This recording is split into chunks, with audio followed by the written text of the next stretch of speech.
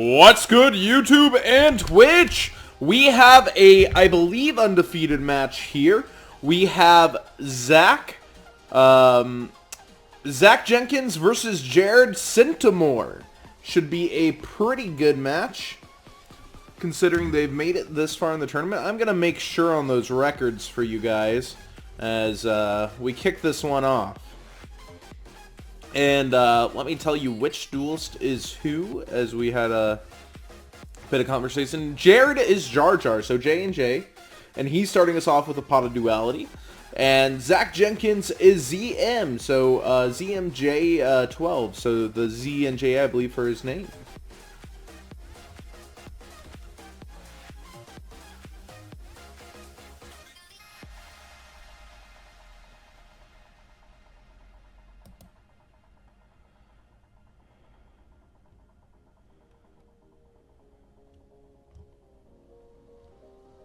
We've got set 4, so that makes me wonder if we're looking at another hero deck, or are we looking at Paleozoics, or something completely different like a barrier stun deck.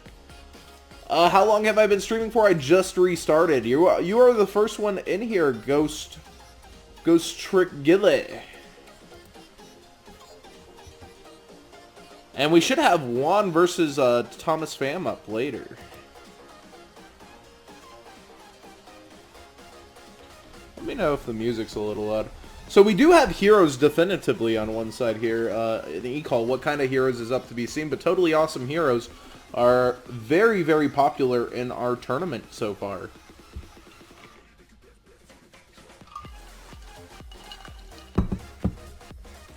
And it is Paleozoics. So he goes ahead and loads 2 Paleos in Grave to be able to use. Now, any of the Paleozoic cards get disrupted by mass change, though. Like the ones in the graveyard, because they have to be the, like, it has to be trapped in them to resolve, I believe. So, like, if he interrupted, if it went trap, your opponent gets to respawn and they can activate mass change, and then this isn't going to be able to happen unless you have another trap. And multiple can come back in the same chain, I believe. Like if you trap one, trap another, and your opponent had no responses to make you miss timing. If I'm not incorrect. I know you can stack them on the chain, but I have not seen this actually happen. Ooh, so we could see an acid during the opponent's turn, or we could see an overlay. We'll see how Zack wants to set up. Let me check those records for you, as I said. Zack Jenkins, are you undefeated? I believe he is. Maybe not. This could be an elimination match, boys. Nope, he is 4-0, so I would believe his opponent to be 4-0.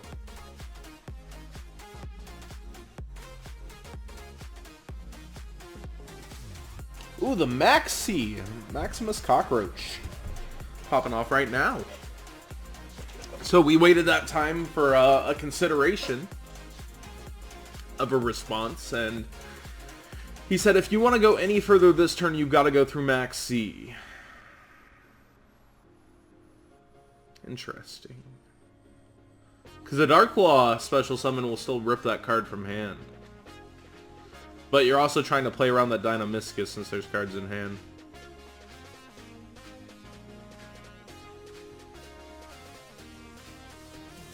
And there's a Desires from the other side.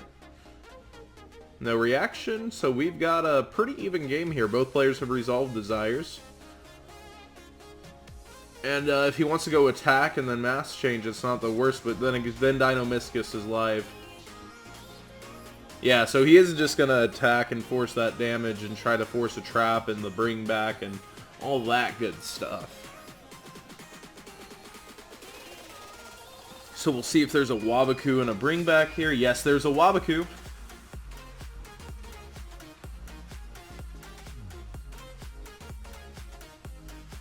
So, avoiding the 1000 damage, but The point of this isn't to block the damage, it's to summon the 1200 monster.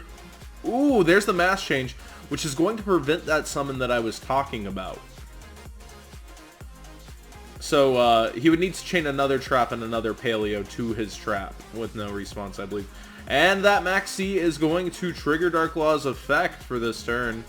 Oh, Solemn Strike is going to stop this real fast, and he's going to get to keep that card from Max C at the cost of 1500, but that 1500 gets Dark Law off the field. Very, very important in this match. You do not want Dark Law removing all your paleos. But that leaves, like, if there's another Mass Change card here and he can't clear this Bubble Man, all of his sets will be vulnerable during the end phase unless that last card's another strike. New Pendulum support. I haven't actually gotten to see it. I don't keep up with OCG too much. I'm a TCG guy.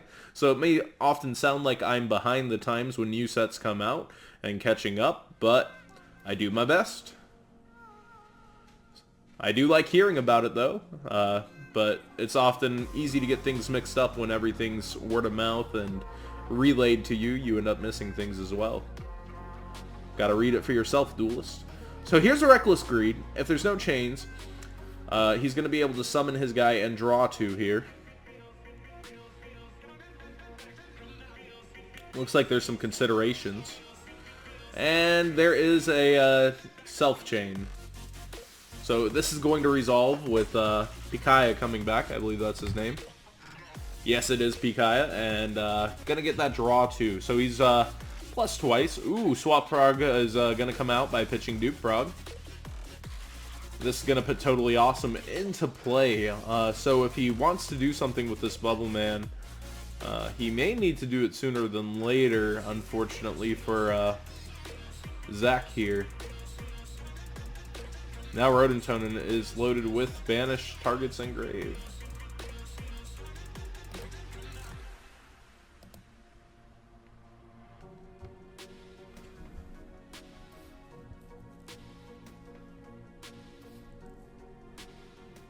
And here comes Rodentonen.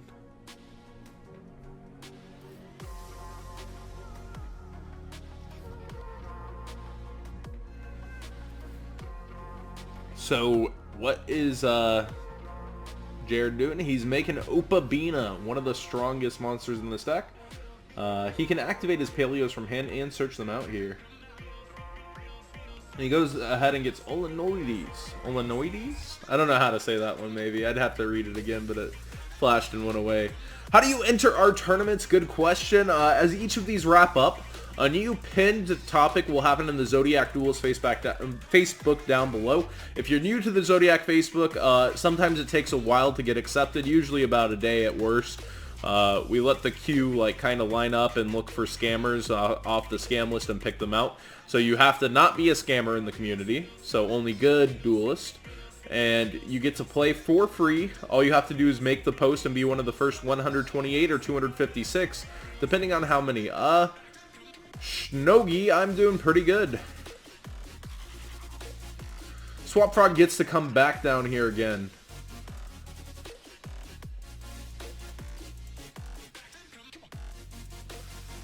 Now I can try to pronounce this. Illinoides. Illinoides? One of the two. Used it to pop the back row right.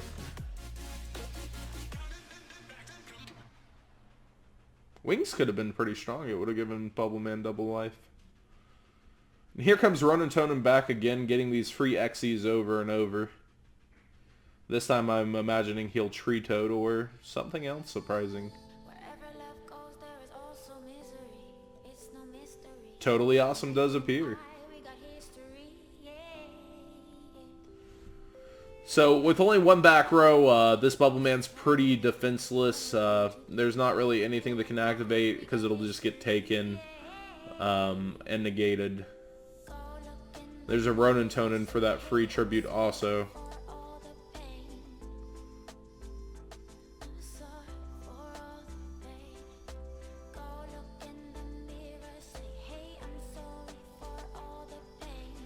It does aquas, but I believe that fits. Yes, it does.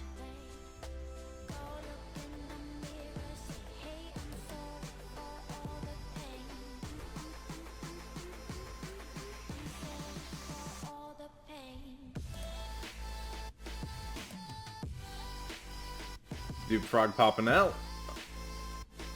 So now everything's protected. So a little water monster coming back at him with the 10 goldfish. A lot of people have given up on Goblinberg despite its search ability for 10 goldfish, for that ability to make Bahamut Shark with Bubble Man.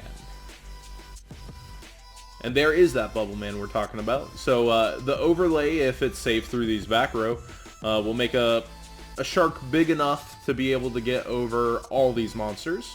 And then on top of it, he will have a Totally Awesome. But he won't be able to take care of the opponent's Totally Awesome here. Because, without crashing his own. Because that Dupe Frog has to get attacked first. Actually, I guess he could attack with Totally Awesome first. But, no. When Bahamut uses its effect, it cannot attack, yeah. So it's really questionable what he's going to go into here. Utopia can't turn off Dupe Frog. It's just a pretty bad situation. He seems locked down to me. Yeah, you gotta have Facebook to enter our tournaments, man. It's how you get tagged in every single round. These tournaments last all month long to give pro duelist time. A lot of our duelists go on the competitive circuit, so we make certain rounds even longer, and it's how we tag everybody and have them face each other, man. So he does go for Bahamut, but if he activates his effect, it's gonna just get Totally Awesome here. Oh, not even. Just warning. Oh, Dark Bribe, what? So now what do you do here? If you activate effect, you're not attacking and you're just getting killed by Totally Awesome. So you've got to attack and then activate, but if you activate, you're just getting killed. It's very confusing. Do you just have your 2600 beater? The Opavina can just search a Dynamiscus.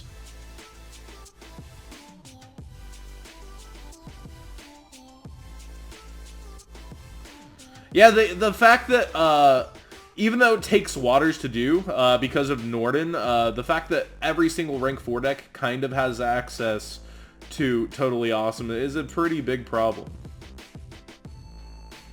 And there's that negate I was talking about. It was just bound to happen. And he takes Bahamut Shark. So fair. It takes the monster, spell, or trap. Oh, there's a Raigeki after the negate, but he's going to be able to get back a water monster, has Rodentonen loaded, has 2 face downs. Even though he's not drawing, he has 5 cards and graveyard resources to his opponent, none in hand and no graveyard resources. I'm thinking it's pretty much a lock at this point, despite being up 3,500. We're going to see a lot of damage come in this turn.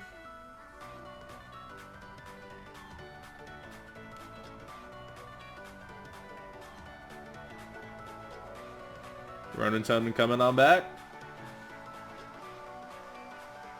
Swap Frog touching down, gonna send. Yeah, so I really like the Paleozoic deck, and we're seeing a lot of Paleo hero matches. This is interesting to see it happen over and over in our feature matches. It seems like most our undefeateds are piloting Paleo or heroes or ABC. We're not seeing many Metal Foes online. Although we're seeing a few. But not many in the undefeated slots. A third back row. Gruesome. Raigeki was about the best he could have had to be able to slow the situation. But now it's just pretty bad. And there is the surrender from Zack. Jarrid taking this one in game 1. Pretty good match. I really do like Paleos, and I always like to take this time to thank ARG, Troll and Toad, and PPG. Without them, we wouldn't have amazing free tournaments with prizes for 0 entry. Now, prizes are mostly to the USA, but that's not to discourage anybody else, because the prizes from ARG are for American tournaments. They come with rings, playmats, like a first place ring, a playmat, a championship playmat for first. There's a box to first thanks to PPG, and there's also for people who donate, there are packs. We will have a whole box of Destiny Soldiers this month for the people that donate and to give back. Yeah, I saw that anime night. I actually noticed after he made that statement that he was hitting that, I looked at my channel and I was over 1,000 videos already, but it's not very fair because I'm posting like 20 deck list a weekend, so I can't really count those as like the videos he's put so much time and work and effort into editing. Like, Olinthio's really made a really cool channel and has a really cool product. I have very few videos that I would even consider I don't want to put myself and say up on his level, but put the kind of work that he put into them, if I were to say something. But I'm definitely really glad for him and that he hit that milestone. It's really cool. Young Vayu, you gotta help out the stream, know what I'm saying? Not really. If you want to be a mod, there's other ways to get there, of course, but most of them are personal friends, supporters, people I know would never betray the stream. I don't even see you that much anymore, Young Bayou.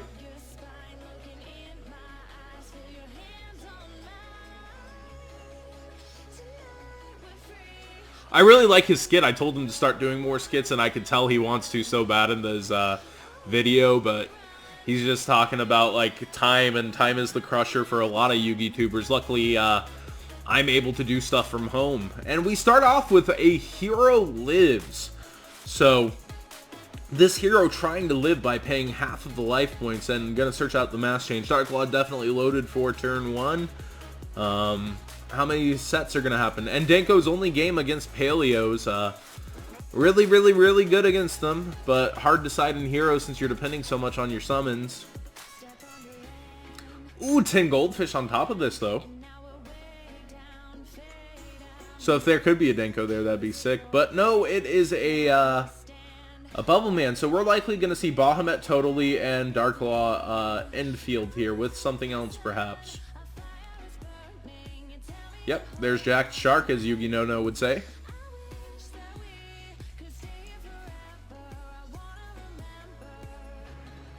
There's totally awesome, dude. And we've got more back row.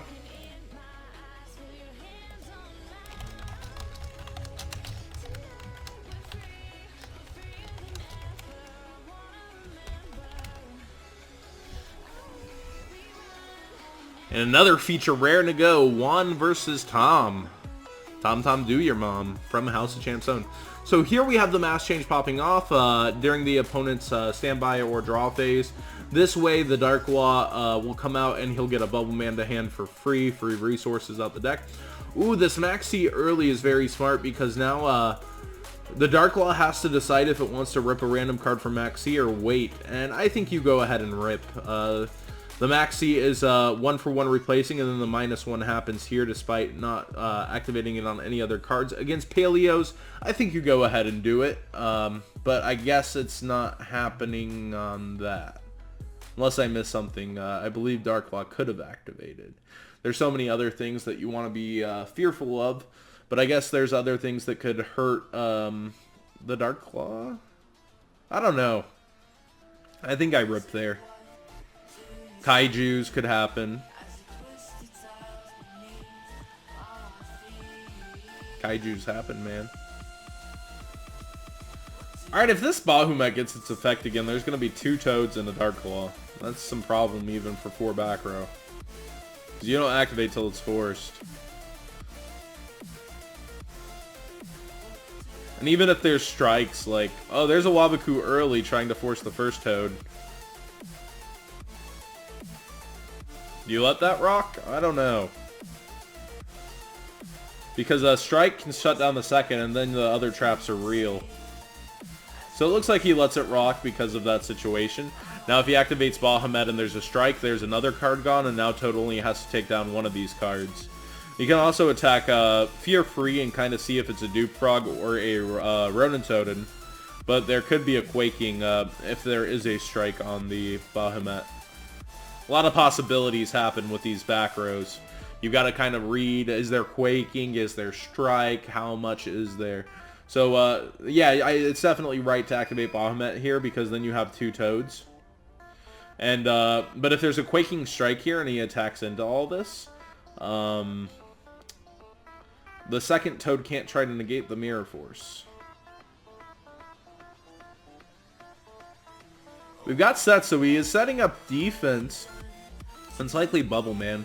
Kind of confused why he would set it. What's up, TMS 340? Is that Tom Tom? And so here we go with the attacks. Now let's see if I was right about the possibility of that. So there's no Mirror Force. The Wabaku's going to protect it. It is Ronin Tonin, so it's free kills later. Really brave to keep that Bahamut in attack mode with the Wabaku out.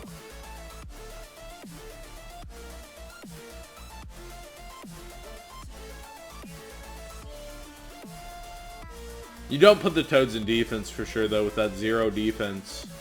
Toad's all about attacking. 1-2 punch.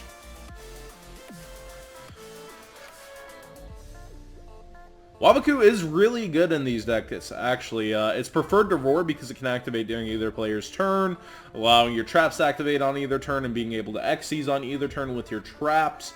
Definitely a little bit better than Roar, in my opinion, even though they're getting information by attacking. There's not too much that happens battle-based anymore. I don't think we're seeing Glad Beast too soon. In our meta anyway. But there is support on the horizon somewhere. And with this set, there are 4 back rows, but with 2 Toads, I have to believe that there's just such a good position for Zack here. Strike Mirror Force is about one of the only possibilities. The resources are such slim pickings right now. You know there's not a Dynamiscus because there's none in hand.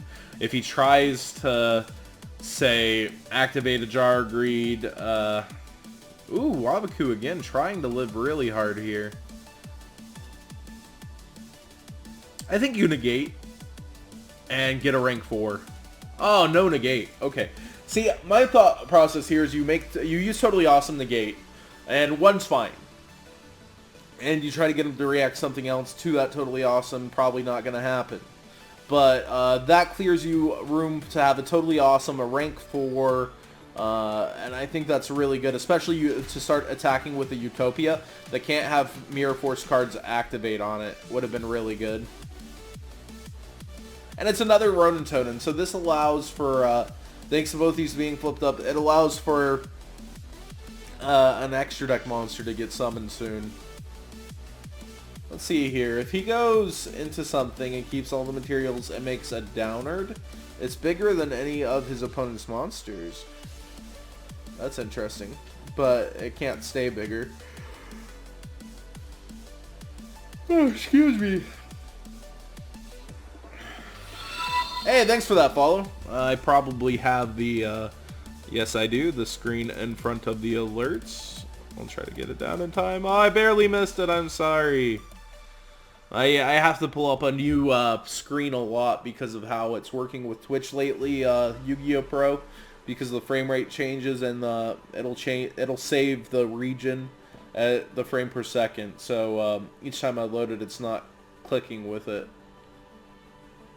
But now if you follow, you'll get that flash on screen, and if you donate, you will as well. And text-to-speech for donations, I believe, should be enabled again right now. Hey, there we go. Thank you, Luis Soto 20. So we're entering main phase 1 here. Cat Shark can't be killed by battle, but there's a Kaiju for that. Now, how do you go about this? You just ram it over and go in. A Simple Surrender doesn't want to see the next turn, doesn't want to fight it out. We will see a game 3, folks. How's everybody in the chat? Do we think Strike will get hit? Strike is a preventative card. Much like a lot of the Solemn cards, like Warning and Judgment do get hit, so it's a possibility that at some point in their life, there will be something else to help Solemns along that'll give more negation to the game that will cause Solemn to be hit. But I think there has to be a replacement for that to happen. in my opinion, because Strike's pretty balanced. I don't see, you're running a back row that can just get blown away by Twin Twister, and then they can get free advantage. It's pretty balanced right now. I like fair and balanced. Twin Twister is not very balanced. It could see the MST treatment for a while of going to 1. Excuse me. Gotta crack that neck. Ooh, set 5. Keep 1 in hand for Dynamiscus. Yes, please, Paleos. This is pretty much the nut outside of having a monster, which would be very nice for Jarrid here, but it looks like Zack is going to have free hunting range into some traps and trying to force activations. 6 cards on 6 cards crimes. I'm actually going to have you guys tell me what's going on when I get back. I'm going to get a little drink so that I'm okay to keep commentating the next one. Ooh, a hero lives. That's how life points are going to go.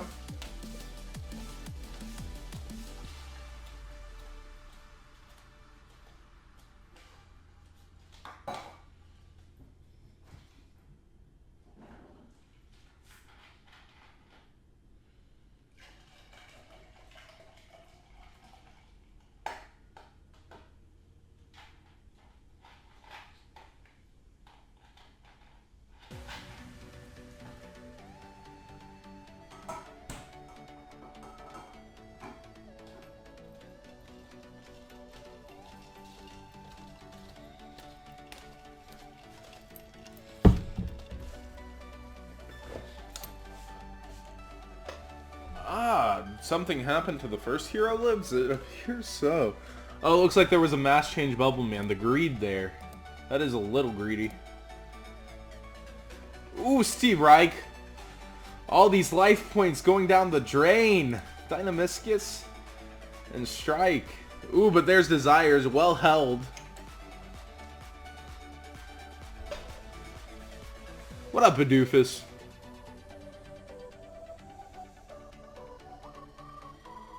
So next up is Tom Tom Do Your Mom undefeated against Juan.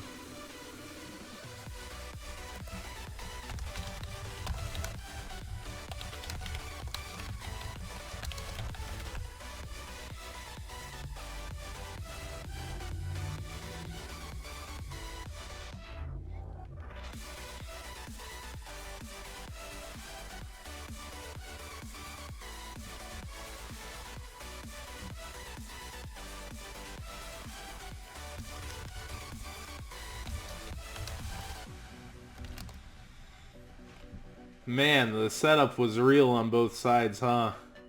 But now we've got interactive double trap versus triple trap. The MST would be pretty strong here. The Dynamiscus, not the Olinoides. Yeah, the one I have trouble saying. So there it is, the MST. What's he gonna pop? And he gets to chain and try to bring back since there's no reactions available. So this is really big for him. And he hits a bottomless. Very nice. So totally awesome will come out without having to worry about that. And you can only activate 1 strike. If he has warning, it's just dead. That's funny.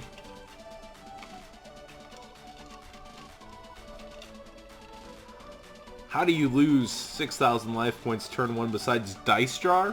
Totally awesomes. Thank you, Badoofus. I like when people say hi and care about me instead of just asking for things. I actually have a huge conversation for that in my next game when I run out of commentary.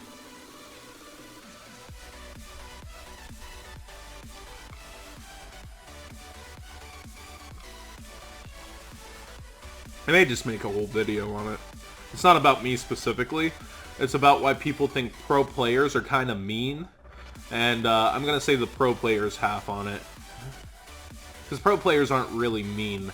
It's like people expect things of them just because they're known, but like they don't know you. So like expecting things of them and expecting them to act a certain way isn't necessarily right. Everybody should treat everybody as a human being, but when you come to somebody and treat them as a resource, like you just come up to them asking questions, you're not like, hey, I'm a huge fan of whatever, I really like what you've done, I really appreciate your insight. What do you think of this? Like, you're still asking them something even though you've complimented them, all this stuff. You're coming to them not as a human, but kind of as a resource. And a lot of Yu-Gi-Oh! People are just seeking knowledge, so it's understandable.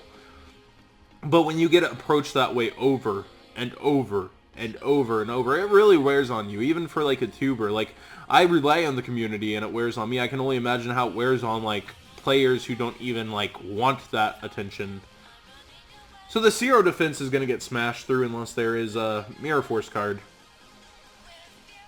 Oh, or Wabaku. So what do you go into? Do you just try to blow it away? Because there's another one coming out now, unless there's a chain. Do you chain and interrupt? Do you have something to save here? What is going to happen?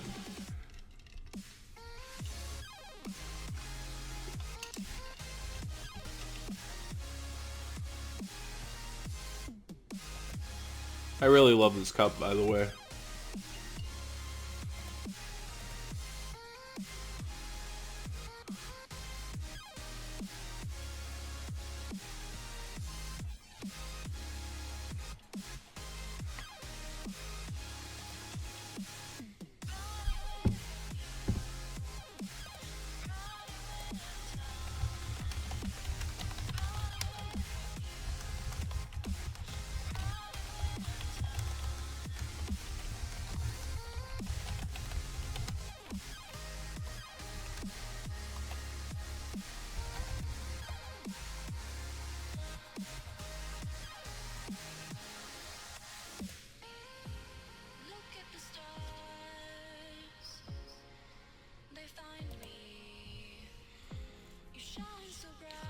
Dweller, interesting. Gonna try to shut off the traps from being able to do anything. It'll be able to chain to any traps.